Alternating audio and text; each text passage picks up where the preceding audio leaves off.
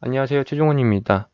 야권에서 어느 정도 잠룡이라고 불리던 홍정욱과 김세현 각각의 재료 소멸 이벤트가 출연되면서 시세가 종료가 됐습니다. 종료 국면에 들어가고 있는데 시작 전에 하단에 있는 구독과 다운 버튼 눌러주시고 발생된 내용과 그리고 관계성, 주가는 어떻게 될 건지 같이 한번 보도록 합시다. 그럼 시작합니다.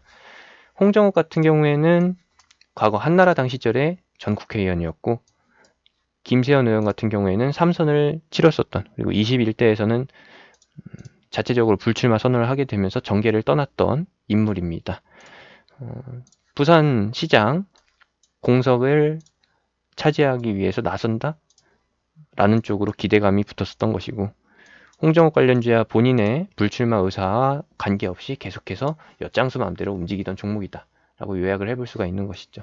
대표 종목이라고 하면은 KNN, 디지털조선, 그리고 고려산업이죠.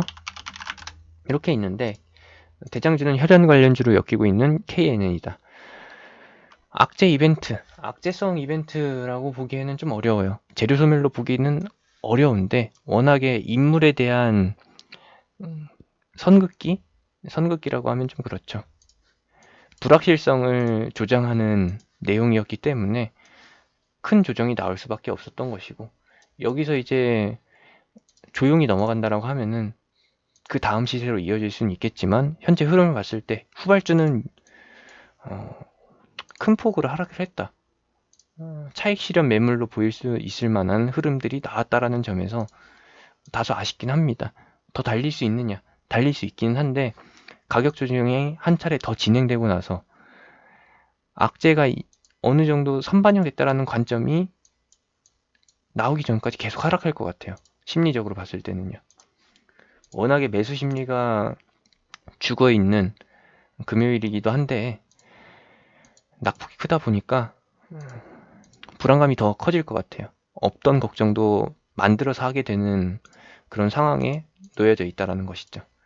그냥 쉽게 말씀드리면은 원래 테마주가 후발주가 먼저 급락하는 경향이 있고 대장주는 한 번 더 흐름을 보이고서 끝나게 되는데 KNN 같은 경우에 한 번의 시세를 더 보여줄 수는 있겠지만 V자 반등이라고 하죠. 그 가능성이 굉장히 높지만 디지털 조선이나 고려산업 같은 경우에는 현재 상황에서 거기까지 내다보기가 힘들다라는 거. 추가 하락이 나온 다음에 지그재그 형태로 해가지고 기술적 반등이 나오면서 일정 부분 기간 조정을 가지고 그 다음에 봐야 될 것 같습니다. 단기간에 봤을 때에는 단기나 중기로 봤을 때에는 지그재그 형태의 하락, N자 형태의 하락이 진행될 것이다.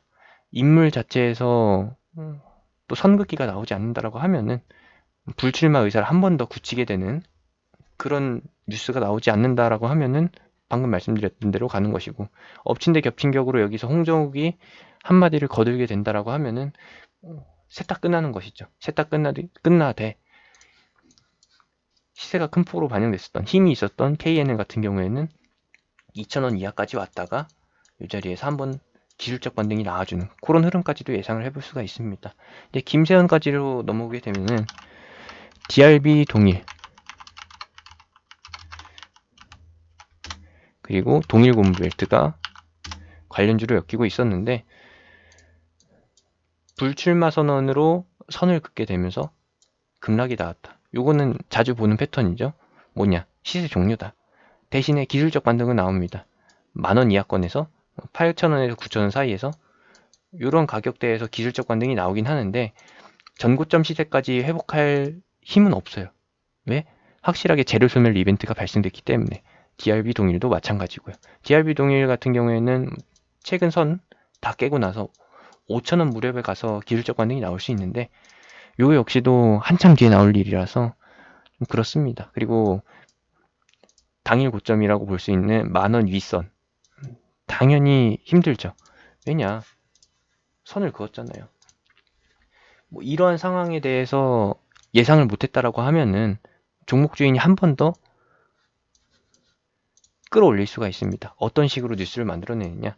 뭐 야당 주요 간부 쪽에서 김세연 영입 추진 뭐 이런 식으로 해가지고 관계자가 이런 식으로 말을 해줬었다. 누군지는 밝히지 않는다. 누가 말해줬는지는 누가 확인했는지는 알 수가 없다. 감추는 식으로 해가지고 이런 식으로 이슈를 만들어낸다라고 하면은 강제적으로 시세를 끌어낼 수는 있다라는 것이죠. 다만 현재 이슈 관점에서 봤을 때에는 김세현 전 의원의 인물 자체만 막 놓고 봤을 때에는 본인 입으로 불출마 선언을 했기 때문에 요거는 과거에 나타났었던 패턴대로 갈 수밖에 없다라는 거 보시면 될 것 같아요. 요런 흐름이나 아니면은 요런 흐름이 동일한 패턴이죠. 아쉽습니다. 두 인물. 한 명은 한나라당의 전신, 한 명은 새누리당의 전신인데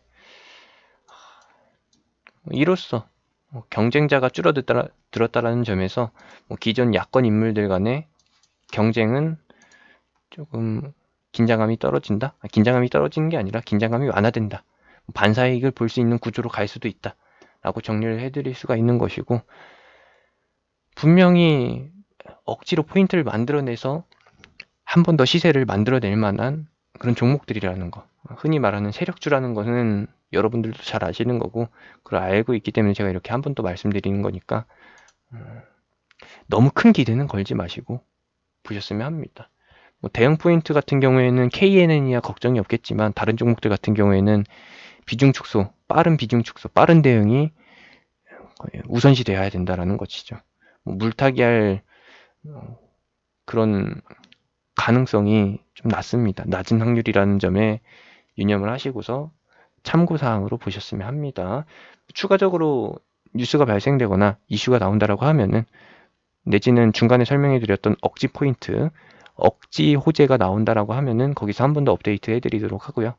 제가 운영하는 카톡방은 하단에 있는 링크, 댓글에 있는 링크 타고서 들어오실 수 있습니다. 들어오시더라도 해당 종목들에 대해서는 더 이상 의견 드릴 게 없습니다. 여기까지만. 거기서 더 나아가지 않으셨으면 합니다. 이상입니다.